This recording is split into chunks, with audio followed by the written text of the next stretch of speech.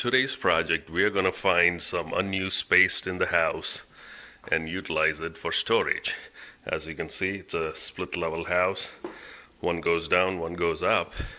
But there's a closet in here which goes up to that level.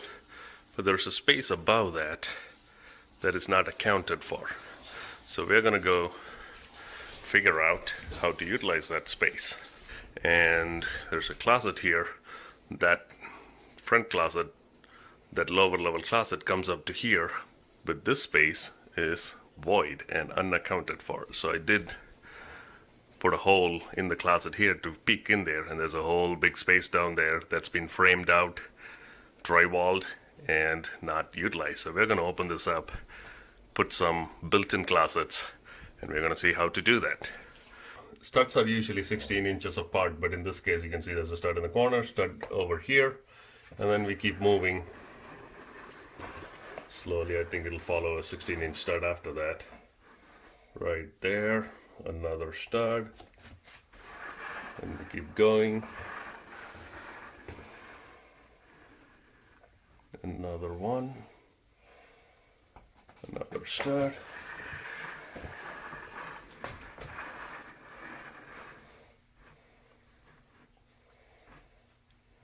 Oopsie, right there.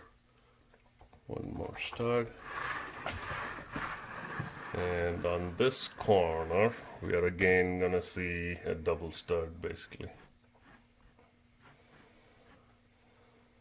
Stud, and then the corner obviously has a stud.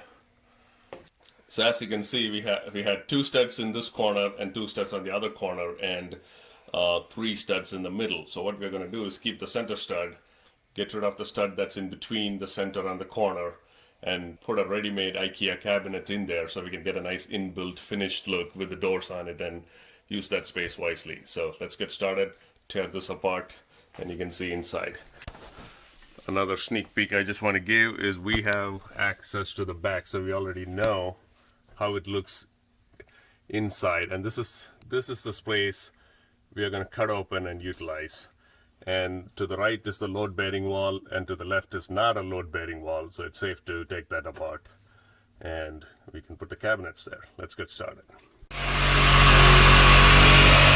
just jumped out, or I just cut it around. First we pop a couple of holes so we can inspect what's inside. As you can see, nice big cavity.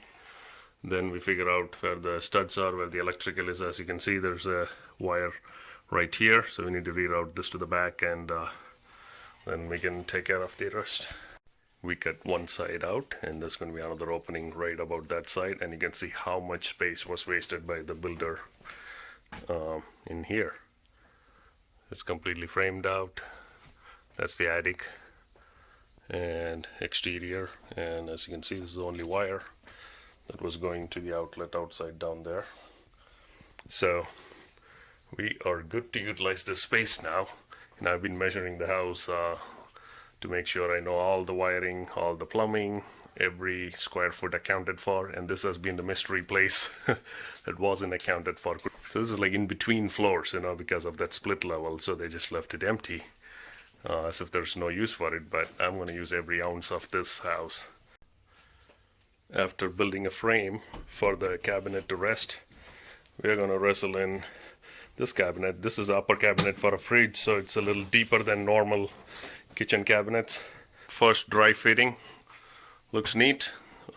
This will sit flush with the drywall. We put molding around, so it'll be good. So that's going to be one more stacked up here, two more on that side, and then they have doors.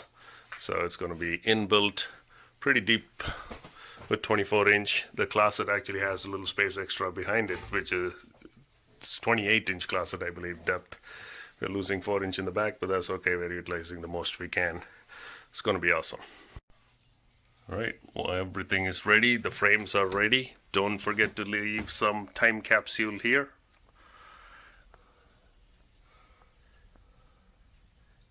And time to put the cabinets back in its place. Two of them installed. Third one we are installing now.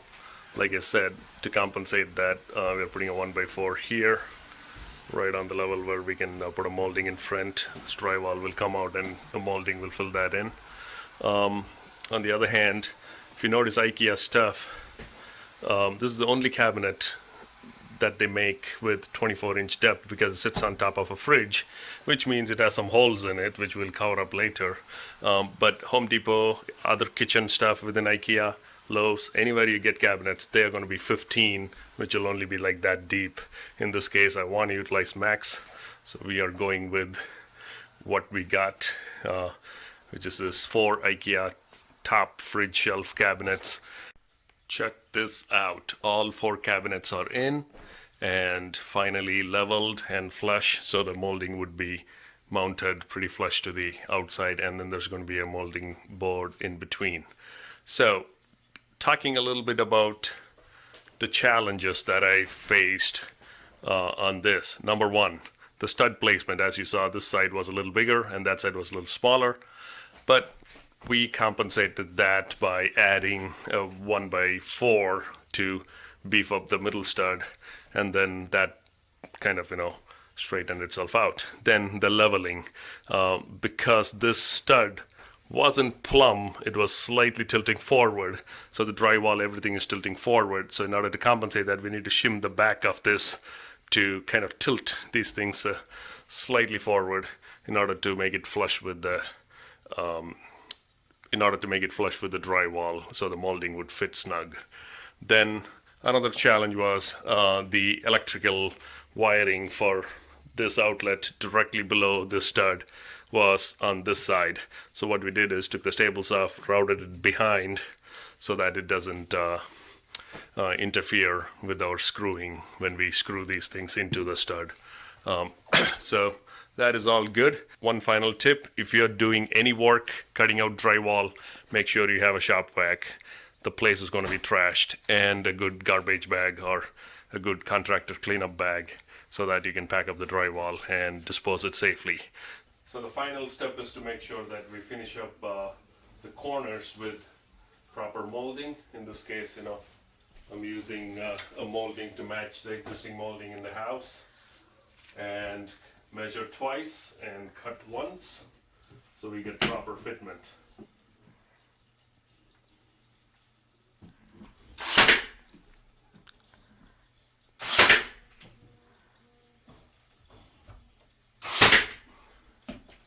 Alright, 3 sides done. One top piece and then the middle piece, and the whole thing will be done. Finally, with all the 4 doors in, it looks absolutely perfect. Matches the molding here, matches the doors, and all I have to do is match those door hardware, and it'll look like a built-in closet accompanied by a built-in cubby. The last step here is to use a painter's caulk. It's easier to work with than the latex one, and put a thin bead of caulk along where the molding meets the wall, and also any gaps between the molding and the cabinet itself. So that completes the project. As you can see, turned out great. Matches completely with the closet, with the molding and the color and everything. I just need to put a coat of paint on both of them and also finish up with the door hardware to match them up. So there you have it, the final product of a hidden space used for more storage solutions. If you like this video, please subscribe, and I will bring more DIY content like this, and you can enjoy getting notification of projects like these. See you in the next video.